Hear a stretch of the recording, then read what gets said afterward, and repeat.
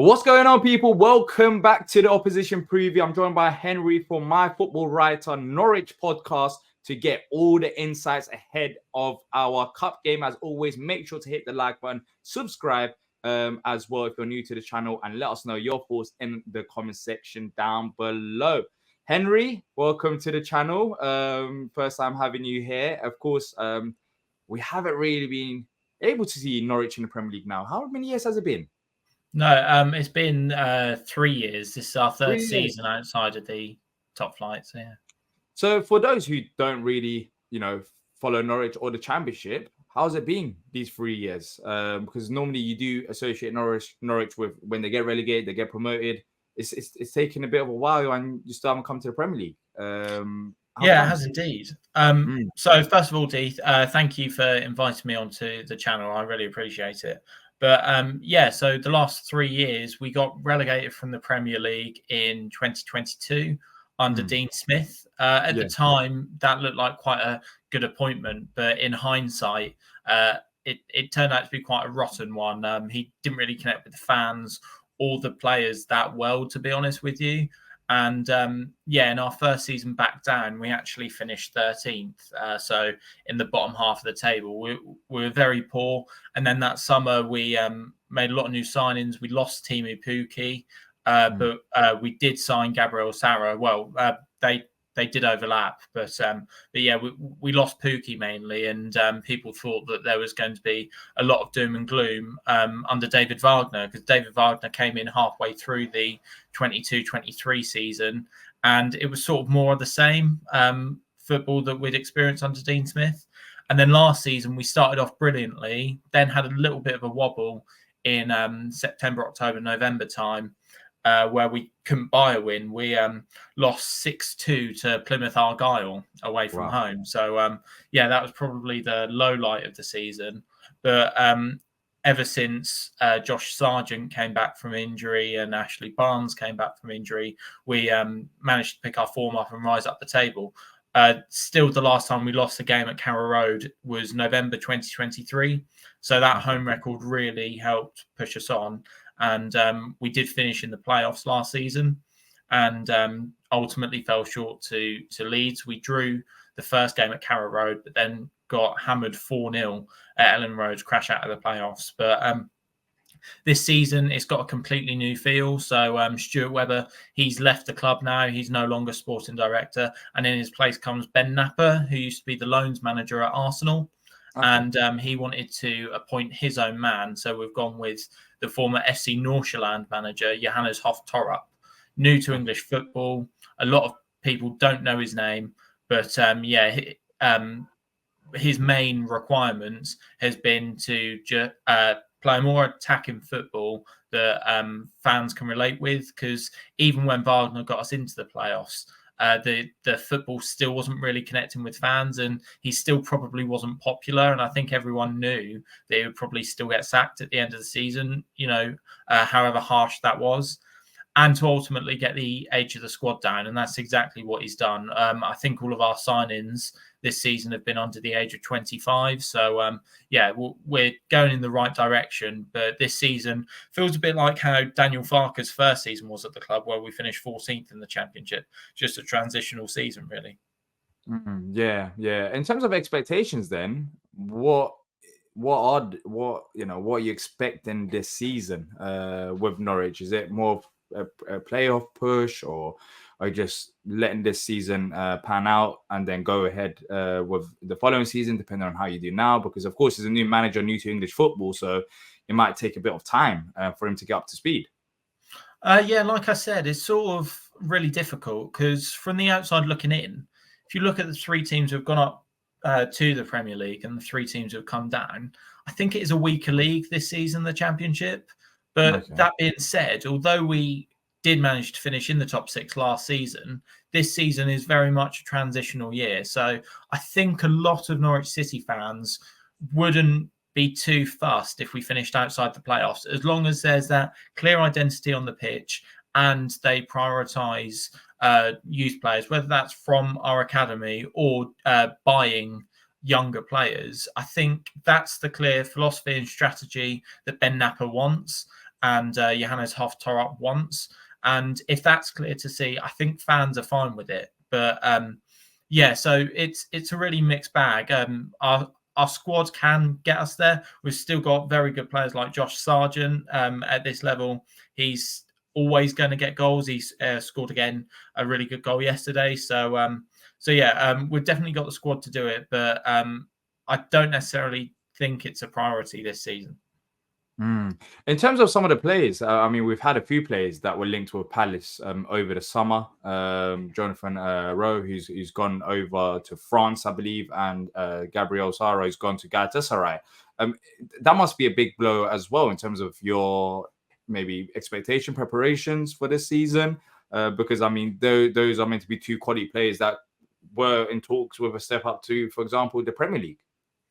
Yeah, so all summer there's been rumbles that we're going to lose at least one of our big players. So there were always rumours circulating around Angus Gunn, Josh Sargent, Gabriel Sara, and Jonathan Rowe. And it was clear that in order to get players through the door and have money to reinvest in our squad, we needed to sell one of those players.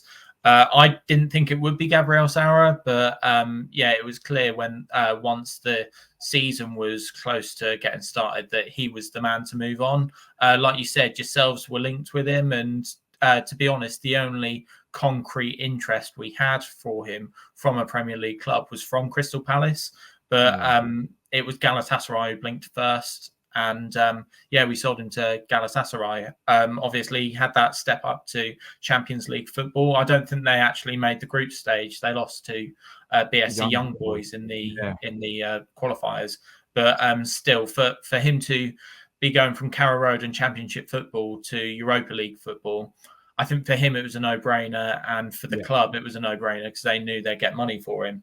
And yeah, I think fans accepted that. And then on the opening day of the season against Oxford, Jonathan Rowe played all pre-season. For what it's worth, had quite a good pre-season, and then just refused to play in that game against Oxford. He's one of the most humble guys you'd ever meet. So it came as a massive shock, just the way he completely disrespected the club, let the club down, was forced to train with the under-23s. But they said had a move not materialised, he wouldn't have then taken minutes off under-23s players. So he was effectively stranded in limbo. And yeah, for Jonathan Rowe, the only clubs who were really interested in him were Leeds as a potential Somerville replacement and Marseille. And yeah, it was Marseille who put the offer in for him, and it's to Marseille that he's gone. So he's gone there for projected £17 million. So that's a loan. It's a loan deal with an obligation to buy in the summer. And for someone who was injured for half of the season and has only really had half a season at Championship football consistently, that's one hell of a deal in my eyes. So. Yeah, exactly. It's good. It's good money for a player that was, refusing to play, which you don't want those type of characters at the football club. In terms of your new manager and the style of play, what can we expect in terms of formation? You did mention attacking football. Is he still adjusting to life in England? Because of course with the Championship starting earlier, have the players adapted to the system? What's the current situation going into this game? I think the current situation is a bit mixed because we still haven't won yet in the league. But the performances have got better and better. So we started against Oxford, like I mentioned, and lost 2-0. It was an awful performance. There was only one side in it, truth be told, and that was Oxford. We got outclassed by the League One playoff winners. And then in our next game, it was against Blackburn at home, which again saw us come from behind and draw 1-1. And draw 2-2. Sorry. So. Yeah, that was probably disappointing not to get the victory in that game as well. But we had so many chances where we could have won. It's probably one of those games you play it 10 more times, you win 8 of them. So I don't think anyone was too worried about that. And then yesterday against Sheffield United, I think they've strengthened really well, and they've definitely put their humiliating Premier League campaign behind them and have looked to really knuckle down in the Championship. And to hold a newly relegated team to a draw at home. I think anyone would take that really in this division. And to be honest, we were probably the better side in that game as well. So a lot of positives to take. It's definitely improved since the Oxford game, but we still do look leaky in defence. I know against Stevenage in the first round of the Carabao Cup, we did go through, but it was very tight. It was either 4-2 or maybe even 4-3 in the end, that game. So it was tight. So expect Palace goals. That's all I'm saying. But I'm sure. Palace goals. Yeah, definitely. So because defense shaky? I'd say so. So basically, we've had Shane Duffy and Grant Hanley as our main two defenders, and both of them made mistakes. So Duffy had an awful game against Blackburn, and Grant Hanley had an awful game against Oxford. He directly contributed to Mark Harris's first goal of the season for Oxford. I don't think those two will be playing together. What we might see tomorrow is more minutes for our youngsters. Brad Hills, he's an up-and-coming centre-back. He's only 18 years old, I believe, but he wore the captain's armband for Accrington Stanley in League Two last season. So he's already got that bit of experience behind him. And Jose Cordoba, we signed him from the Bulgarian league. He's a Panamanian international. And we spent quite a lot of money on him. So he'll probably start and get minutes, I'd have thought. And hopefully Brad Hills can force his way into the team as well. But we still haven't been great defensively. It was much improved yesterday. But Sheffield United did score quite a good goal through our blaster. But it wouldn't surprise me at Selhurst Park with your fans rocking if Crystal Palace at least get a goal. So if I'm doing a match prediction, I'm not going to say what I think the score would be, but I do think Crystal Palace will definitely score. Wow. Okay. Well, to be fair, we haven't scored ourselves. I mean, the first goal that we scored against Brentford was an own goal, and then against West Ham, we got close, but we just didn't take our chances. We weren't clinical enough. So, I mean, that would make a few Palace fans happy, or maybe make them think, oh, here we go again. We got expectations to score goals. We know what's going to happen. Palace are not going to score. That's how it normally turns out. But in terms of some of the players that you've mentioned, who is the one that you would say is probably going to start this game that Palace need to stop? In terms of starting this game, it's difficult because a lot of our first teamers might be rested for this game just to because we've got commentary. Pardon? Would you want that as a fan? Sorry to cut you off.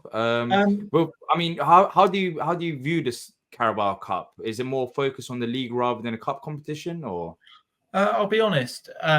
Going far in the cups is always great, and Norwich fans do love a cup run.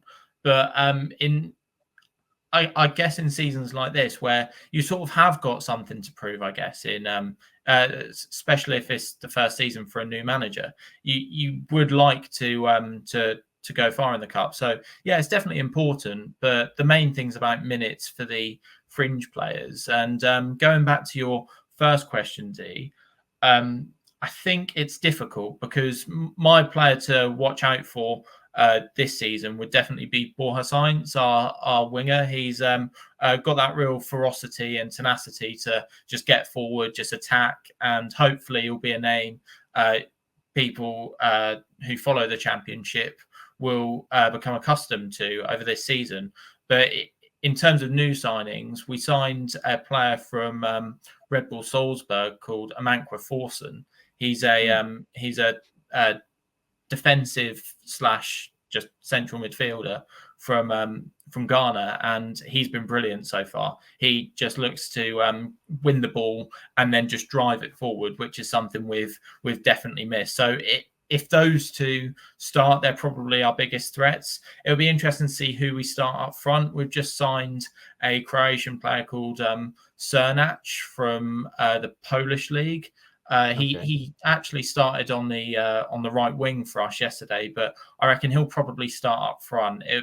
I reckon it will be foolish to start Sargent in a game like this. But obviously, we've lost our only real backup option to him in Adamida. He went to Celtic on a permanent deal. So it will probably be Cernach up front or a false nine. Borja Sainz played a lot in that false nine position in pre-season. So one of them, I'm guessing. But I reckon the squad for us will just be full of youth players or fringe players to hopefully try and get their minutes up, and then have a lot of the flair players like Sainz just sprinkled in as well.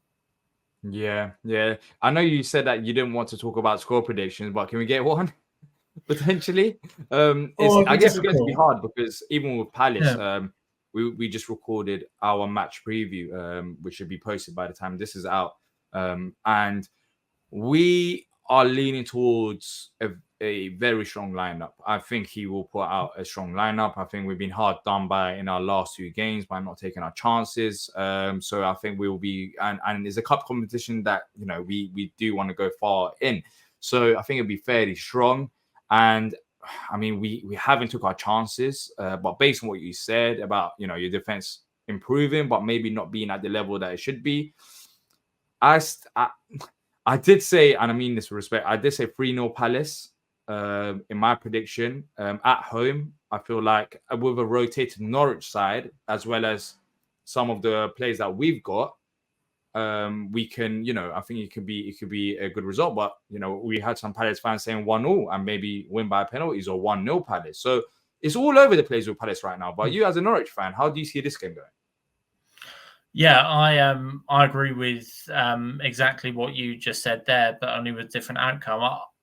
You can never back your team to lose, so I'd go for a 1-1 score draw, and then Norwich just sneak through on a penalty shootout. But for us it'll be for us it'll be interesting to see, like you said, about how Johannes Hoftorp approaches this game, because at the weekend we've got quite a big game against Coventry away. So it'll be interesting to see what he prioritises and what he thinks is the more important fixture. Because don't get me wrong, Coventry are one of the favourites for promotion, a very strong Championship side, especially away from home. So that's such a key game. But also, if we can go to Selhurst Park and win, yes, it's in the cup, so there probably will be changes from Palace, but also it's a Premier League side, so you know that'll do all of our players the world of good.